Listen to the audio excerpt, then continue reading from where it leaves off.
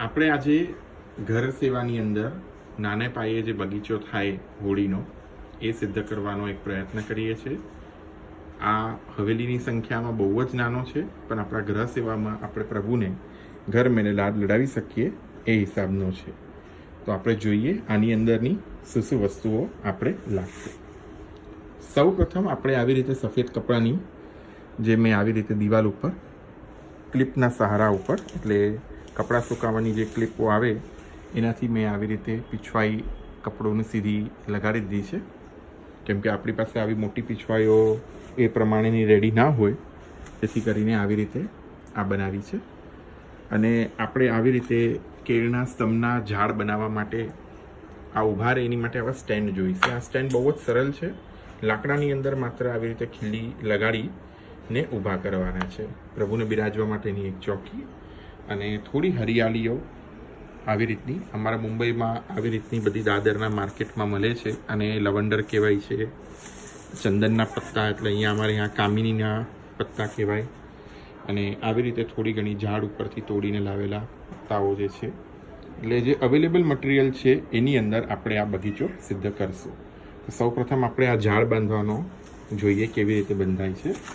તો આપણે આ જેવી રીતે કેળનું સ્થળ છે, આવી રીતે કેળનું ઝાડ છે, આવી રીતે કેળનો ખંભો છે, એનેમાં આવી રીતે આ લઈ અને જાડા દોરાથી અને આવી રીતે હલકોસો લપેટો આપી અને એના ઉપર આવી રીતે કામિનીની એક જોડી આમ બાંધી આવી રીતે બાંધી દેવાની છે.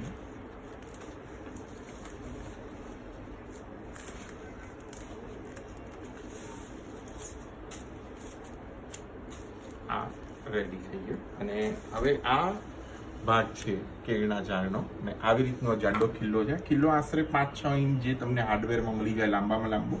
અને આવી રીતે નાનકડું લાકડાનું 5x5નું પ્લાયવુડનું લાકડાનું જે તમને મળે એનામાં તમે ખાલી ખીલ્લો આવી રીતે મિસ્ત્રી પાસે મુકાવવાનો છે. એની અંદર તમે આવી રીતે પધરાવી અને હલકેથી આવી રીતે ખોસશો તો આ ઝાડ આખું આ ઊભું રહી જશે. એની માટે તમારે નાઈ કોઈ ગમલો કે કંઈ, અને આ પાછળથી પણ સ્ટોરેજ પણ ઇઝી પડશે તમને. એવી જ રીતે આખું એક પાછું ઝાડ આપણે બનાવતા જોઈ લઈએ. આવી રીતે કેળનું સ્તંભ છે, એના ઉપર આપણે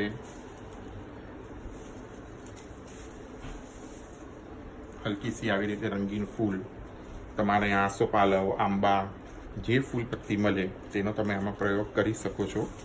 અમારા મુંબઈમાં અમને આવી રીતના બધા ફૂલો અવેલેબલ છે, પણ બધી જગ્યાએ હોય એવું જરૂરી નથી. પણ તમારા જે બાગ બગીચાઓમાં કે ક્યાંયથી પણ તમને જ્યાંથી સરળતાથી ફૂલ પત્તી જે પણ મળે એનાથી તમે આવી રીતે બગીચો સિદ્ધ કરી શકો છો. કેળના વૃક્ષ તો એવું છે કે બધે જ તમને મળશે. ફરીથી આવી રીતે ખાલિયાના આમ ખોસી દીધા છે. આવી રીતે મેં આશરે 8 કેળના વૃક્ષ તૈયાર કર્યા છે. અને હવે આપણે જોઈએ બગીચાની સજાવટ કેવી રીતે કરશું. સૌ પ્રથમ આપણે પ્રભુને બિરાજવાની જે ચોકી છે એ પધરાવી અને ચારેય બાજુ 4-4 વૃક્ષોની ગોઠવણી કરશું આવી રીતે.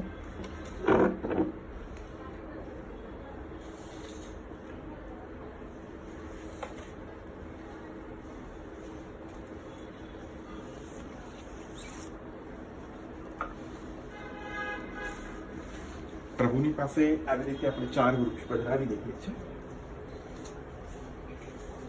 જે નિકટ રહેશે. અને બીજા 4 વૃક્ષ થોડા દૂર પર આવી રીતે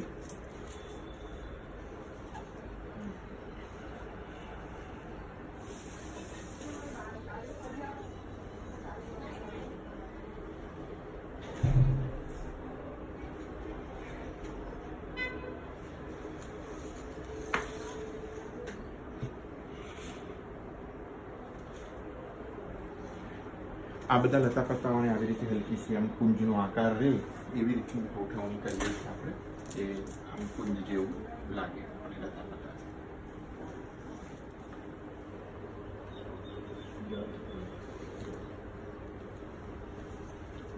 સૌ પ્રથમ આપણે એક નાનકડો સફેદ ટુકડો બિરાજવાની ચોકી પર આપણે બિછાવી દઈશું.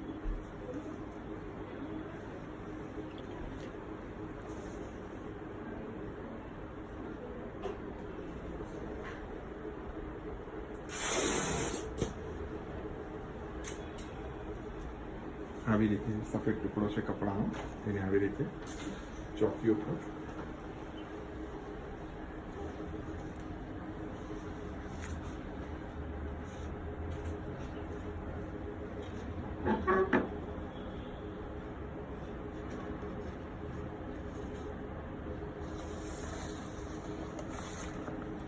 બિછાવી.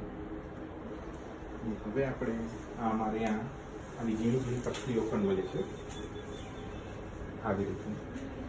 હવે જમીન ઉપર હરિયાળીની જે સજાવટ કરવાની છે આપણે, જેથી નીચે ગ્રીનરી જેવું લાગે, તો એની માટે અમારે આવી ઝીણી પત્તીઓના ઝાડ ઉપર ઉગેલી મળે. તમે લોકો એની આવી નાની નાની ડાળખીઓ લઈ આવી રીતે જમીન ઉપર આની બિછાત કરી. મોટી ડાળખીઓ પ્રભુને લાગે એથી કરીને આપણે અલગ કરી બાજુમાં પધરાવી દઈએ.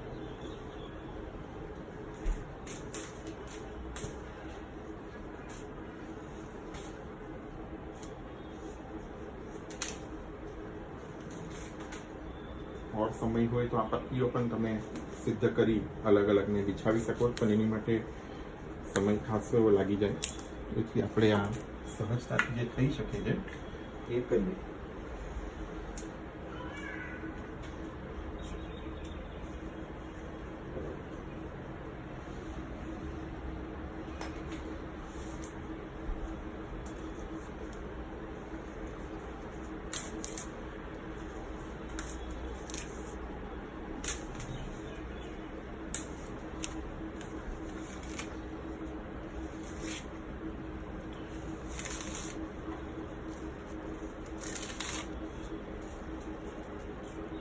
આવી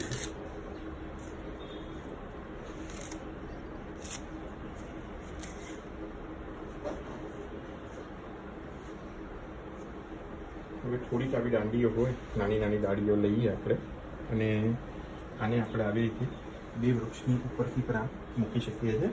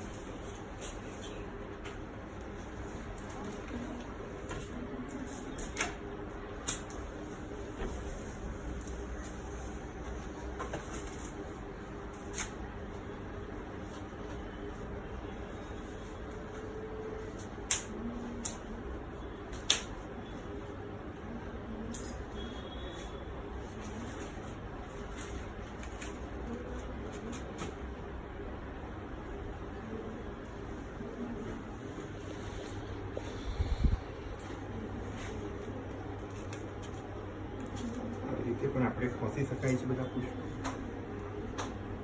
ઝાડ થોડા ઊંચા.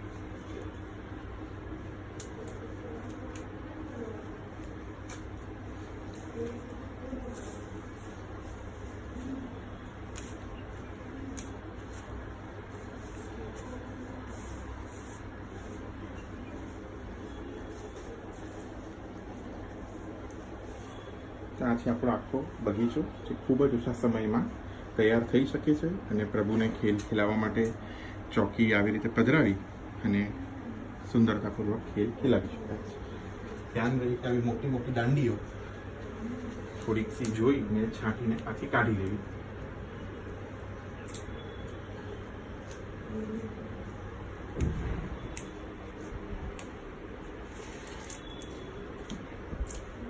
સ્ટેન્ડના ઉપર પણ આવી રીતે થોડી ગોઠવી દો.